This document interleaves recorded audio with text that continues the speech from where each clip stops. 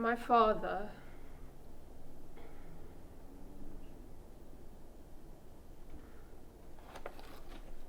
I knew a very different man than all of you knew.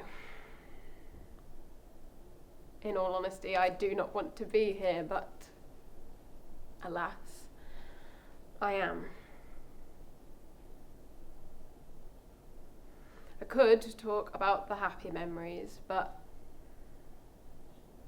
that would be lying, and lying at a funeral just doesn't seem right. And those few fake happy memories aren't what shaped me. His anger did.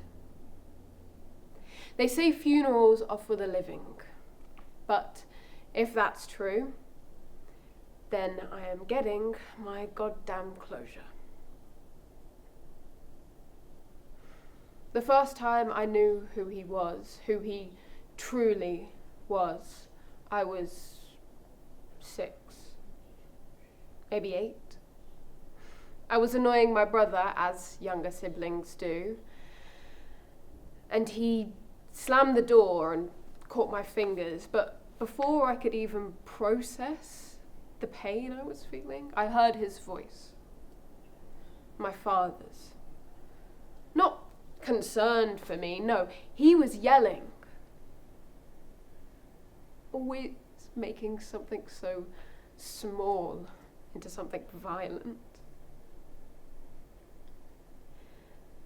I remember him towering over my brother, and my brother backing away, looking so small. I remember him throwing a chair at a 10-year-old boy who didn't even know what he'd done wrong. You know, some of you might remember that the kitchen was painted the ugliest shade of yellow. What you might not remember is the fist-sized hole in the wall. A hole that started with a rage.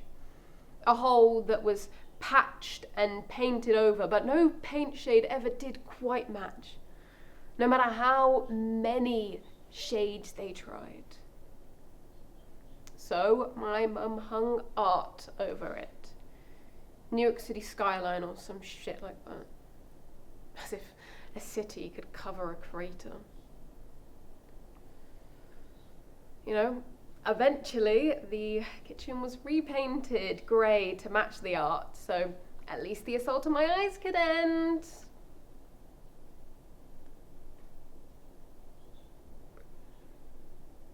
I grew up afraid to leave my room. Afraid that laughing too loudly or talking too freely or just existing too much would set him off. I learnt to read the room exactly, to shrink. Some of you knew him as charming, funny. But growing up, I didn't get that version. I got the man whose anger was a weather system, sudden, violent, inescapable. I spent so many nights sat at the top of the stairs listening to my parents argue. That's not something you forget easily. The slammed doors, the sharp breaths, the threats said not as jokes but as promises. And when I cried, my brother held me. And when he couldn't hold himself anymore, I held my mother. We were one big chain of comforting the freshly wounded.